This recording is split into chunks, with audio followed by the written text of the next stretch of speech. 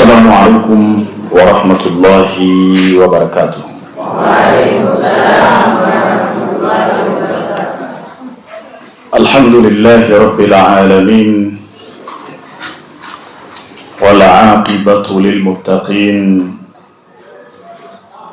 فلا عدوان إلا على الظالمين، والصلاة والسلام على حبيبنا المصطفى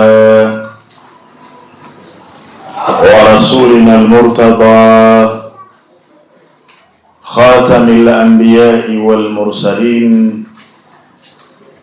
وعلى آله وأصحابه الكرام ومن تبعهم بإحسان إلى يوم الدين. أما بعد. Hadirin, baada ya kumshukuru Mwenyezi Mungu Subhanahu wa Ta'ala na kumtakia rehma na amani kiongozi wa umma mtume wetu Muhammad sallallahu alayhi wasallam, pamoja na watu wa nyumbani kwake na masahaba wake kwa ujumla. amina. Baada ya shukurani zangu za awali, nizirejeshe tena shukurani zangu za dhati kwa mara nyingine kwa Mwenyezi Mungu Subhanahu wa Ta'ala kwa kutuwafikia kuweza kuidiriki siku ya leo, siku ambayo tulikuwa tukiingojea kwa hamu takriban mwezi mzima na sehemu. Hatimaye Allah Subhanahu wa Ta'ala ametuwafikia, tumeidiriki. Kwetu sisi ni fahari na tunaona kuwa tumepewa neema kubwa, na tuna wajibu wa kumshukuru Mwenyezi Mungu Subhanahu wa Ta'ala kwa neema hii kubwa, japo kwa kusema alhamdulillahi rabbil alamin. Alhamdulillahi rabbil alamin. Ndugu zangu, leo tunakwenda kwenye semina ya mwisho, na baada ya hii semina tutaingia moja kwa moja kwenye zoezi letu ambalo tulikuwa tukilingojea kwa hamu. Kinachokwenda kufanyika hivi punde ni dua ambayo inaitwa Dua Jaljalutiyya Tariqatul Kubra. Ni njia ya Jaljaluti, yani ni dua ya Jaljaluti kwa njia kubwa, kwa sababu dua hii ina njia ndogo na pia ina njia kubwa. Sasa leo twafanya dua ya Jaljaluti bi tariqatil kubra, kupitia njia kubwa. Na ukienda kwa shekhe yoyote akusomee Jaljaluti kwa njia kubwa, hawezi kukwambia lete 100,000, lete 200,000, lete 300,000. Ni kuanzia milioni na kuendelea mbele. Lakini siku ya leo unafanyiwa dua ya Jaljaluti Tariqatul Kubra bure, pasina gharama ya aina yoyote. Na hii ndiyo faida ya kuwa na kituo kama hiki. Na haya tunayoyaeleza sisi hamuishi kuyaelewa nyinyi tu, bali yanarushwa katika mitandao ya kijamii kuonyesha kwamba haya ni maarifa. Hatufanyi mambo kibubusa, hakuna bla bla hapa. Kwa siku ya leo itafanyika dua ya Jaljaluti Tariqatul Kubra, na dua hii ina njia zake tena nyingi tu, lakini miongoni mwa njia zake dua hii tunaiambatanisha na jamvi jeupe la Nabiyullahi Suleiman. Mara nyingi nimekuwa nikieleza kwa nini limeitwa jamvi jeupe la Nabii Suleiman. Nimekuwa nikieleza, kwanza kimeandaliwa kitambaa cheupe. Baada ya kuwa kimeandaliwa kitambaa cheupe, kumeandikwa katika kitambaa kile Khatam Suleiman ibn Daudi. Tunaposema Khatam Suleiman ibn Daudi, tunakusudia majina 7 ya Mwenyezi Mungu Subhanahu wa Ta'ala. Baadhi ya wanawazuoni wanasema majina haya yalikuwa yameandikwa kwenye pete aliyokuwa akivaa Nabiyullah Suleiman. Lakini kuna wengine wanasema majina 7 haya ya Allah yalikuwa yameandikwa kwenye muhuri aliyokuwa akiutumia Nabiyullah Suleiman.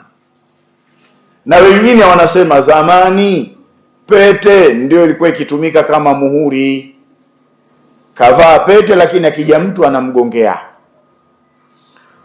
Ni majina 7 ya Mwenyezi Mungu Subhanahu wa Ta'ala. Lakini haya majina 7 haya yametengenezewa wafku, na wafku ni kama vile jedwali fulani lenye vyumba 7, liko katika sura hii. Sasa hii inaitwa ni wafku musabbaa, ni wafku wenye vyumba 7. Kwenye kila chumba kimoja limetawala jina la Mwenyezi Mungu Subhanahu wa Ta'ala. Ni majina 7 haya ya Allah. Na Mwenyezi Mungu ndani ya Qur'ani anasema nini? Anasema walillahil asmaul husna fad'uuhu biha. Mwenyezi Mungu anayo majina mazuri, basi muombeni kupitia majina hayo. Sasa kwa usemi mwingine, hili jamvi la Nabiullah Suleimani ni staili fulani ya kumuomba Mwenyezi Mungu Subhanahu wa Ta'ala kupitia majina yake 7 haya. Jina la kwanza anaomba Mwenyezi Mungu Subhanahu wa Ta'ala kwa jina lake Al-Fardu, na jina la pili Al-Jabbaru, na jina la tatu Ash-Shakuru, na jina la 4 Athabitu, na la 5 Adh-Dhahiru, na la 6 Al-Khabiru, na la 7 Az-Zakiyu. Majina haya kwa kauli ya baadhi ya wanawazuoni wanasema ndiyo yalikuwa yameandikwa kwenye khatam ya Nabiyullah Suleiman ibn Daudi alayhi salam. Sasa majedwali haya ndiyo yameandikwa kwenye kile kitambaa cheupe. Upande wa kulia yameandikwa majedwali 7 na upande wa kushoto kumeandikwa majedwali 7, na hapa katikati yameandikwa yale majina ya mashaitani wa kijini, kwa sababu hawa ndio wanaotumika kuingiza uchawi kwenye miili yetu na majumba yetu. Mwanawachuoni Wahidi Abdi Salami Bali taban, katika kitabu chake As-Sarimul Battari anasema as-sahiru wash-shaytani qarinani, mchawi wa kibinadamu na shaitani wa kijini hawa ni washirika wawili. Iltaqaya fi ma'asiyatillah, wamekutana wanashirikiana katika kumuasi Mwenyezi Mungu Subhanahu wa Ta'ala. Kwa hiyo mchawi wa kibinadamu anapotaka kufanya uchawi wake huwa anamtumia shaitani wa kijini, na ndio maana Mtume sallallahu alayhi wasallam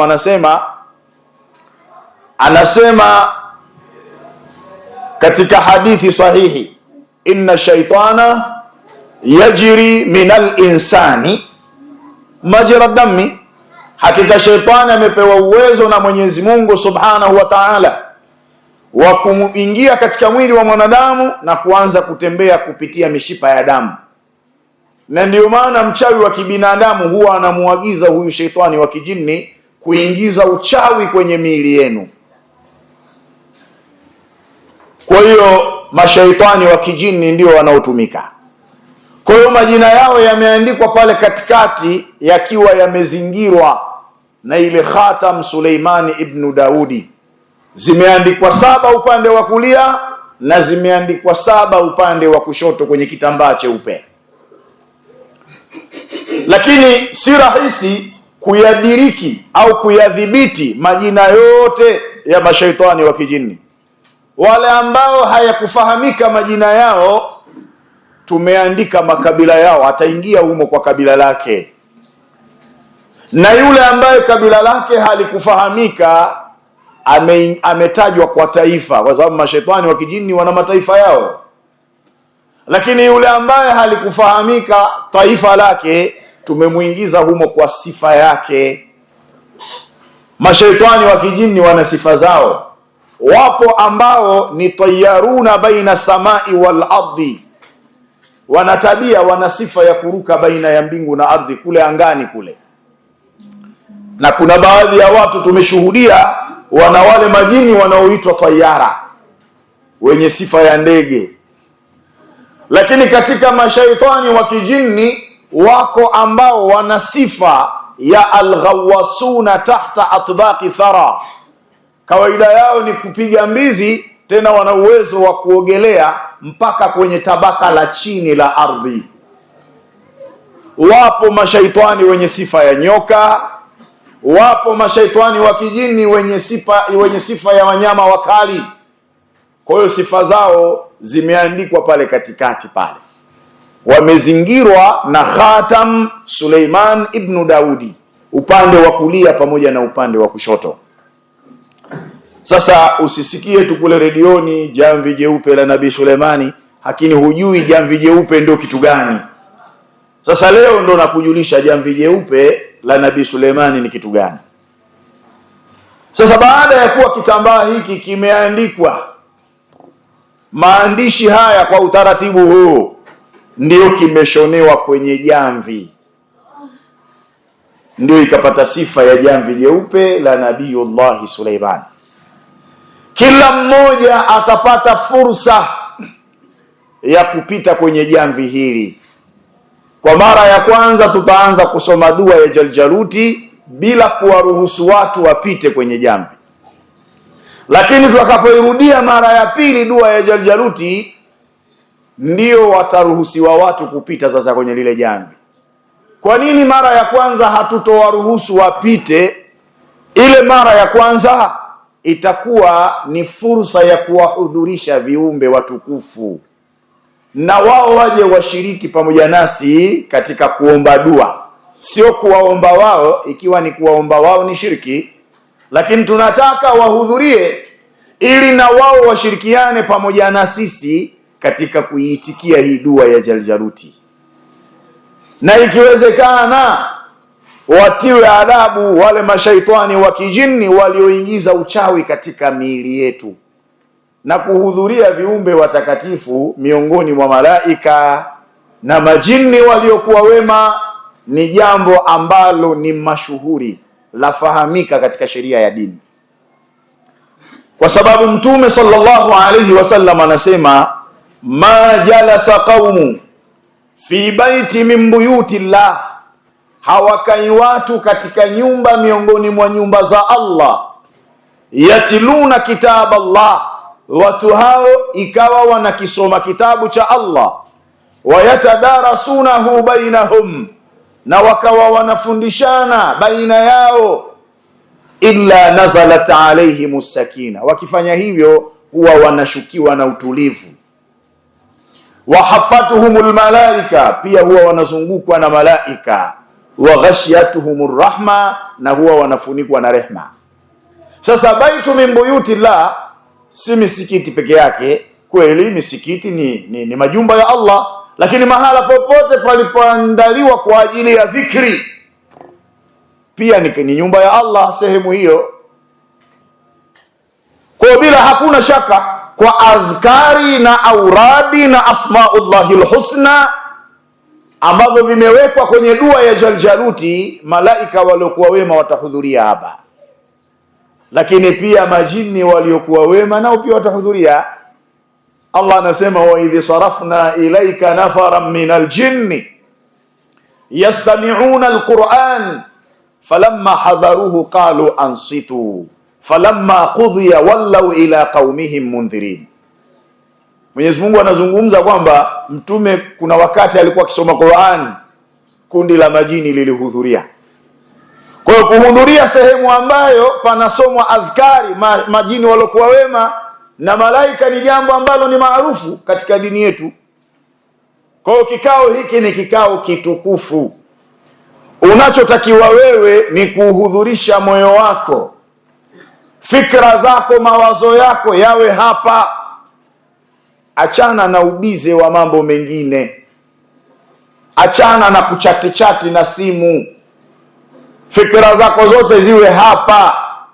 Yakabidhi matatizo yako kwa Mwenyezi Mungu Subhanahu wa Ta'ala, na Mwenyezi Mungu atakuondoshea matatizo ulionayo. Kwa sababu tunaambiwa ad-du'a silahul mu'min, dua ni silaha ya mu'min. Yusibu wala yukhti'u, dua shabaha yake inalenga, haikosei dua. Yani wewe ukiwa una nia khalis na ukawa una unyenyekevu mbele ya Allah Subhanahu wa Ta'ala, dua ina uwezo wa kukuondoshea mazito, hata kama ukubwa wake unalingana na ukubwa wa mlima wa Uhud. Allah Subhanahu wa Ta'ala ana uwezo wa kukuondoshea mazito haya. Ndugu zangu, hii dua hii ina mambo yake, ukiyaona wala usiogope. Manake mtu unaweza ukashuhudia baadhi ya mambo ukaogopa. Usiogope. Na hii tumeiita kuwa ni operation ya jamvi jeupe la Nabiullahi Suleiman. Sasa jamvi jeupe la Nabiullahi Suleimani kama litafanya operation kwenye mwili wako, kuna baadhi ya mambo unaweza ukayashuhudia, wala usiogope kabisa. Jua kwamba ni jamvi jeupe la Nabii Suleimani linafanya operation katika mwili wako. Cha kwanza kabisa, yoyote atakayepita kwenye jamvi hili, kama ana uchawi, uchawi utabatilika biidhnillahi tabaraka wa taala. Lakini kama ana miguso ya kishaitani, mashaitani wataangamizwa kwa uwezo wake Allah jalla jalalu. Lakini kama yeye ni mtu mwenye nuksi, nuksi zitaondoka kwa uwezo wake Allah subhanahu wa ta'ala. Lakini kama amehusudiwa, amedhuriwa na macho ya watu, hasadi pamoja na vijicho vikaharibu afya yake, au vikaharibu milango yake ya mali, au vitu hivi vikaharibu biashara yake, mahusiano yake, ndoa yake na kadhalika, ukipita kwenye lile jamvi wakati dua inasomwa, Mwenyezi Mungu Subhanahu wa Ta'ala vyote hivyo atakuondoshea kwa baraka ya dua hii tutakayoisoma. Lakini hapiti aliyefungwa. Uwe umefungwa kwenye mali, biashara, ndoa, afya, ahadi, hapiti aliyofungwa, Allah atamfungua vifungo. Lakini pia sasa kuna baadhi ya vitu unaweza ukavishuhudia wakati huo unapita. Cha kwanza kabisa, wewe unaweza kuishiwa nguvu. Yaani wakati unanyanyuka una nguvu zako kabisa, lakini ghafla nguvu zinaweza zikakuisha. Wakati unajiandaa tu kutaka kupita, nguvu zinaisha mwilini. Wala usitie hofu, ni kwamba dua yenyewe ya Jaljaluti na kile kitendo cha kutaka kupita kwenye jamvi, operesheni yake ndio imeanza hivyo. Lakini unaweza ukakabiliwa na nafsi mbili na hali ya kuwa wewe ni mtu mmoja. Nafsi ya kwanza inakushajaisha wewe upite kwa sababu unayataka mafanikio, lakini nafsi nyingine inakuzuia wewe kupita. Ile nafsi inayokuzuia kupita, huyo ni shaitani wa kijini. Anakuzuia wewe usipite, anajua ukipita utafanikiwa. Kwa hiyo kuna nafsi itakuwa inakushawishi wewe usipite.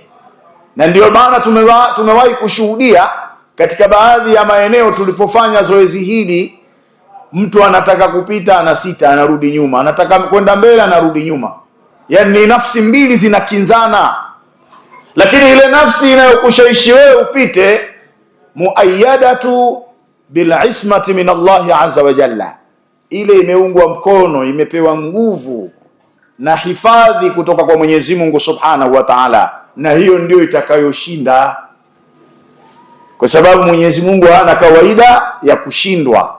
Hatimaye utamwona mtu anapita.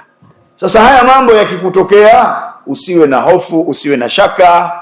Ndio mauzauza ya jamvi jeupe la Nabiiullah Suleimani, namna linavyokwenda kufanya operation katika mwili wako.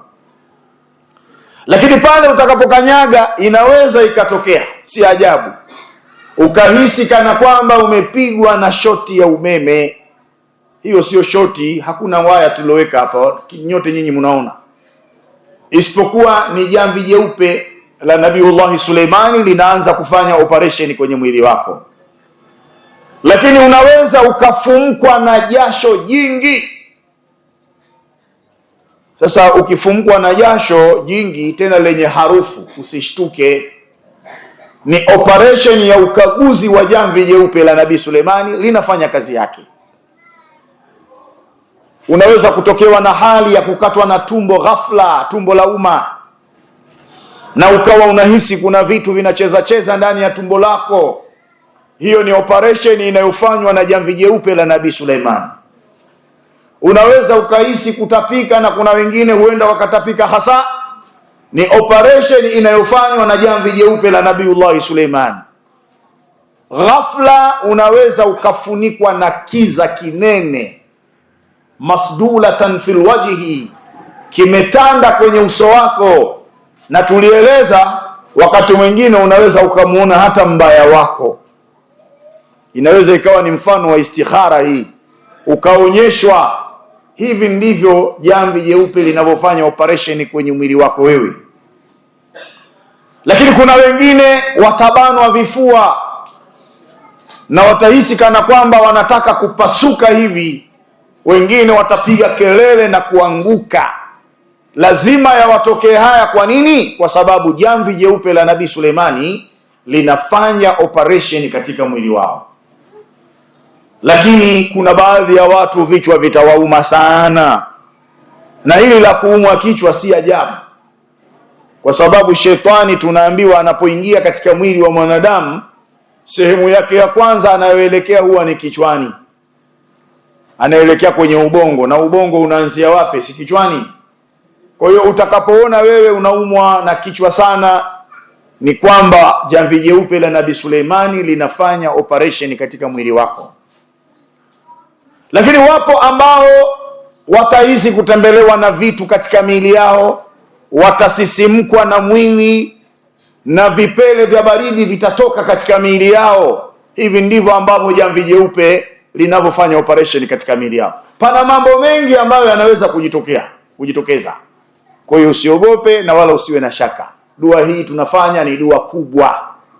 Lau ukimwendea shekhe anayejua kuifanya private, nimekuambia anakuhurumia sana, ataanza kukuambia milioni 1 na kuendelea.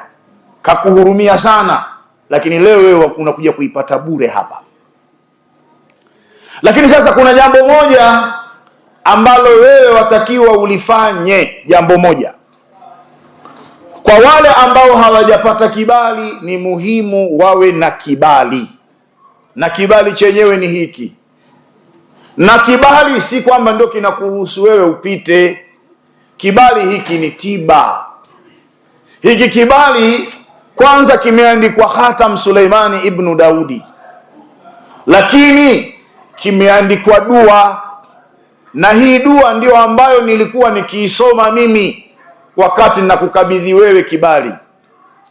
Kila niliyemkabidhi kibali nilimwambia ayyadaka Allahu binuri al-a'zam wa zadaka qurbata min al-hadrati sharifati al-mutahhara, akutie nguvu Mwenyezi Mungu kutokana na nuru kubwa, na akuzidishie ukaribu wa kuhudhuria katika hadhara tukufu. Kila mmoja alikabidhiwa hiki kibali kwa maneno haya. Kwa kibali lazima uwe nacho, na hiki kibali utakapokuwa nacho unakikunja vizuri, unakifunga kwenye mkono wako wa kulia, na ndio unapita nacho hapa.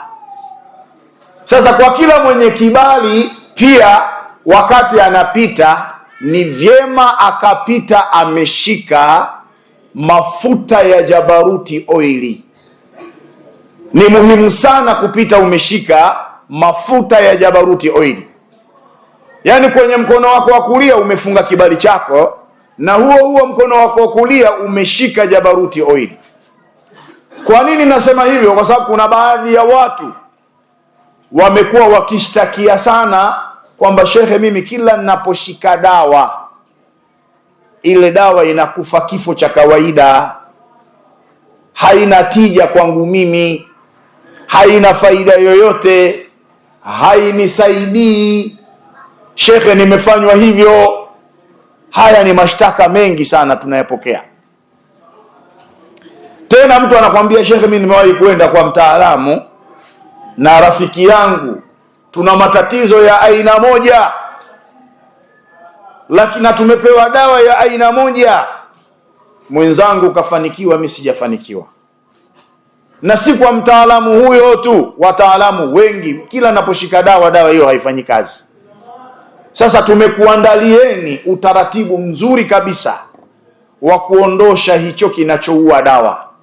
Chukua dawa yako, funga kibali chako mkono wako wa kulia, shika dawa yako kwenye mkono wa kulia, kisha pita nayo kwenye jamvi jeupe la Nabiiullah Suleiman. Wakati jamvi jeupe linafanya operesheni ya ukaguzi kwenye mwili wako, pia litakuwa linafanya operesheni kwenye dawa yako. Ukiipoteza siku ya leo, umepoteza jambo kubwa sana. Haya ni matukio ya mwaka, na kuna wakati mwingine mwaka unaweza ukapita tukio lisifanyike. Kwa mfano, mwaka jana hatukufanya tukio la dua ya Jaljaluti inayoambatana na jamvi jeupe la Nabii Suleiman. Mwaka jana hatukufanya. Kwa hiyo hii ni fursa, usipoteze fursa. Itakuwa ni jambo la kushangaza sana. Dua ambayo ulikuwa usomewe kwa milioni 1 au milioni 2, leo wewe unasomewa bure. Eti ushindwe kuchukua dawa kwa shilingi 10,000.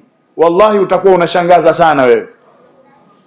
Umeokoa milioni 1, milioni 2, utajali kutoa shilingi 10,000 kuchukua dawa? Huwezi kujali. Labda sijui wewe uwe ni mtu wa sampuli gani. Na sisi sote tunajua umuhimu wa kutumia dawa. Mtume sallallahu alaihi wasallam anasema, tadawau ibadallah, peaneni dawa enyi waja wa Allah, fa inna Allaha lam yadha daa illa wadaa lahu shifa. Mungu hakuweka ugonjwa isipokuwa ameuwekea dawa. Dua zina nafasi yake kubwa.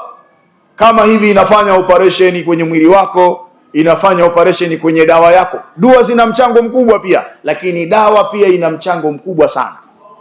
Dua ina nafasi yake na dawa zina nafasi yake. Mara nyingi nimekuwa nikikupeni kisa cha yule Nabiiullah Yunus alayhi salatu wassalam, alipomezwa na chewa, kamezwa na samaki yule Yunus. Kisha yule samaki akaenda kwenye lindi la bahari.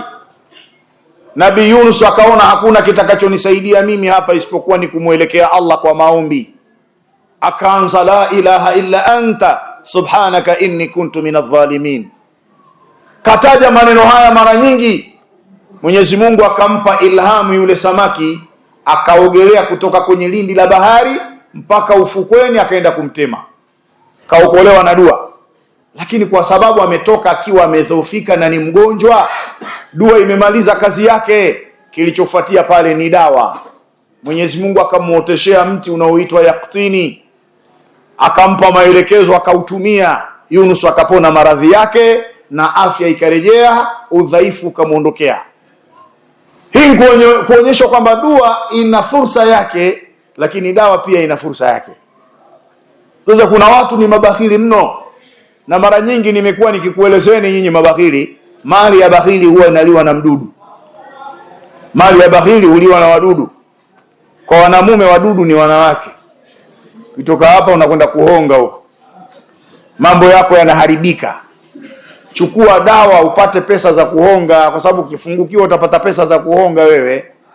Lakini kama mambo yakikuendea dhidi, utapata wapi pesa ya kuhonga wewe? Kwa hiyo ubahili wakati mwingine hauna faida. Sasa Jabaruti oili ni mchanganyiko wa aina 12 za mafuta, na kila aina moja ya mafuta ina kazi yake, lakini ndani yake kumeingia jivu linalotokana na Khatam Suleimani ibn Daudi ndani ya yale mafuta. Kwa hiyo ni mafuta muhimu mno kuyapata. Yanabatilisha uchawi, yanafukuza mashaitani, yanaondosha hasadi pamoja na vijicho, yanatia nuru katika mwili wako, yanarudisha mvuto biidhnillahi tabaraka wa taala, yanaondosha maradhi ya kawaida na yale yasiyokuwa ya kawaida, yanafungua vifungo katika milango ya mali, biashara, ndoa, kazi pamoja na ahadi. Sasa ili mafuta haya yafanye kazi vizuri, unatakiwa upite nayo kwenye jamvi jeupe la Nabiullahi Suleiman. Sasa kabla hatujalitandika hilo jamvi, tutatoa fursa watu waje wayachukue mafuta haya, na wallahi mafuta yako machache sana. Nafikiri mnayaona haya, ndio yote haya. Ina maana ukiyakosa hapa ndio umeyakosa. Kwa hiyo insha Allah, kwa mtu ambaye amekuwa na fursa hiyo afike hapa mbele ili tuweze kumpatia mafuta haya. Wallahu waliyu tawfiki. Wassalamu alaikum warahmatullahi wabarakatuh.